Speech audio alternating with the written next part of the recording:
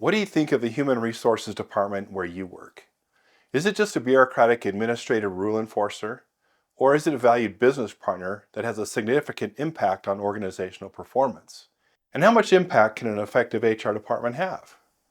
This is a question business gurus Robert Etchinger, Michael Lombardo, and Dave Ulrich asked in their book, 100 Things You Need to Know, Best People Practices for Managers in HR. If you're a manager or you work in HR, I think you should be familiar with this book. The authors present multiple choice questions, answer them using the most scientifically supported data, and indicate their level of confidence in each question. I'll pose the question, and you see if you can select the correct answer. So today's question is there any real evidence that good HR practices can transform business performance? Choose one from the following options. A, the evidence is slight. B, the evidence is clear, sometimes yes, sometimes no. C, the evidence is generally positive. D, the evidence is impressive. Or E, the evidence can't actually be measured. The correct answer is D.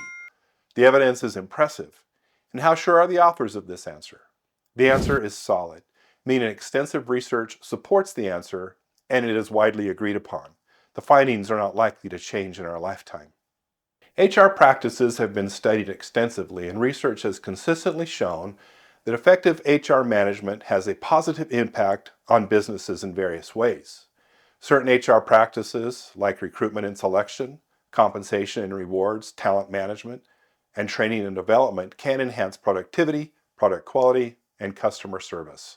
In addition to bottom-line impact, research shows a connection between these HR practices and employee job satisfaction and engagement. Businesses that have little or no HR and begin sound HR practices will see a jump in performance.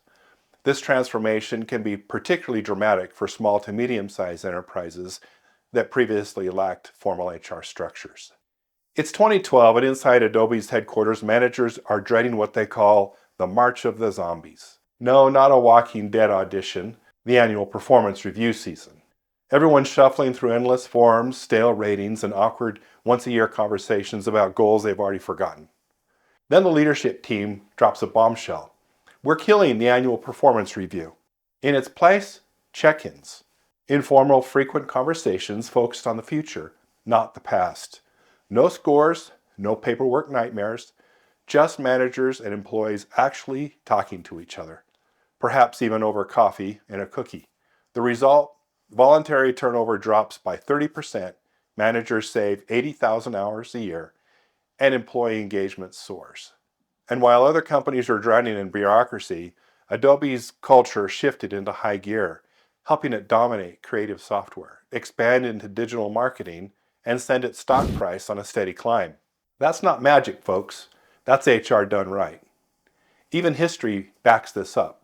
Take Henry Ford. Everyone remembers the assembly line, but fewer remember his groundbreaking move in 1914, doubling workers' wages, reducing the workday to 8 hours, and introducing profit sharing.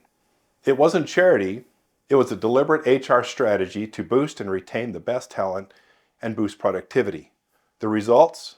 Production soared, turnover plummeted, and Ford became the dominant automaker of his era. Today you see the same thinking at companies like Salesforce, which invests heavily in leadership development, and Netflix, which built its freedom and responsibility culture to attract top talent, empower employees with autonomy, and out-innovate competitors.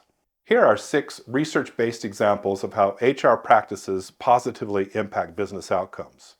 A study by the Society for Human Resource Management found that organizations with strong HR practices had higher employee productivity and performance levels.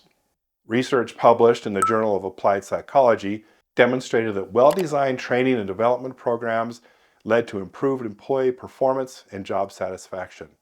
Gallup's research on employee engagement has consistently shown that organizations with engaged employees outperform their competitors in areas such as profitability, productivity, and customer loyalty. The Global Talent Management and Reward Study by Willis Towers Watson found that talent management strategies positively impact employee retention rates. The high-impact HR research by Josh Berzin of Deloitte Consulting demonstrated that organizations with mature HR functions are more likely to outperform their peers in terms of revenue growth and market leadership. These research findings highlight that HR practices go beyond compliance and administration. They are vital for boosting organizational performance and overall business success. As businesses, particularly those previously lacking formal HR structures, begin to adopt these practices, they can expect to see significant improvements in their overall performance. Well done, HR can be a company's ultimate competitive advantage. It's about creating systems that keep talent engaged, keep performance high, and keep the company ahead of the game. Whether you're running a global giant like Adobe or a 5-person startup, investing in great HR isn't a nice to have. It's a must-have. Ignore it and you might survive. Embrace it and you might just reinvent your business. Now, if you'll excuse me, I've got a meeting to suggest replacing our annual performance review with a friendly chat and a cookie. John Paul here. If you like this video, check out the HR Insight YouTube channel where we have more videos just like this. Make sure to click subscribe so you get notifications.